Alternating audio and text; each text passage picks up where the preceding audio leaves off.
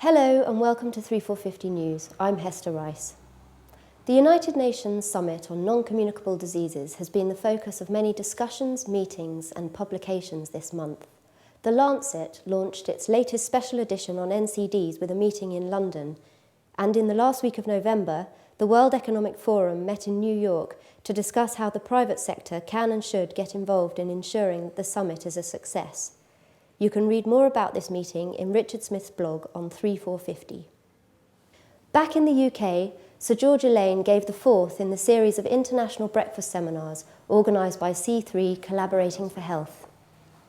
He spoke of the paramount importance that the summit is attended by heads of government and that it is of sufficient duration for all the relevant opinions to be heard.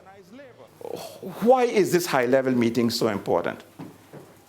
In the history of the United Nations, there have only been 27 times that there's been a high-level meeting, only in the whole history of the United Nations. So this is something unusual.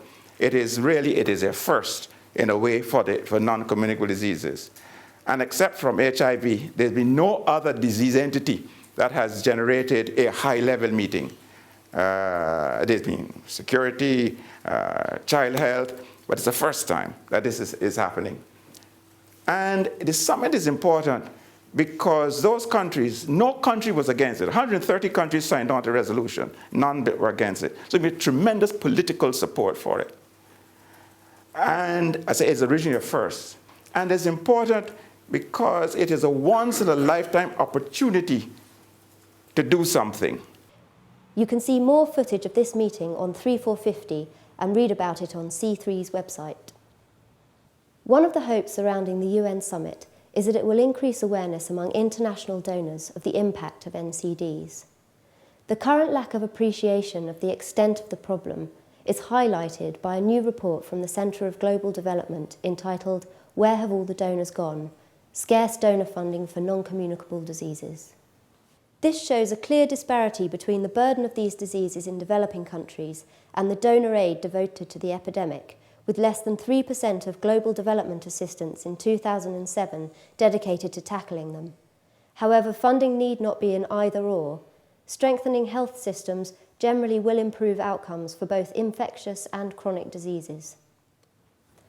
Finally, United Health Group's Centre for Health Reform and Modernisation has predicted that unless current trends are reversed, more than 50% of Americans could have diabetes or pre-diabetes within the decade. This would account for 10% of the country's spending on healthcare, up from $194 billion in 2010 to $500 billion in 2020. The report also has positive messages, however, as there are many things that can be done to tackle the disease and make cost savings. These include lifestyle interventions to combat obesity, early detection and intervention, and good diabetes control to prevent the onset of complications. That's it for this month. Thanks for watching, and if you've got a story you'd like to share with us, please email us at info@3four50.com.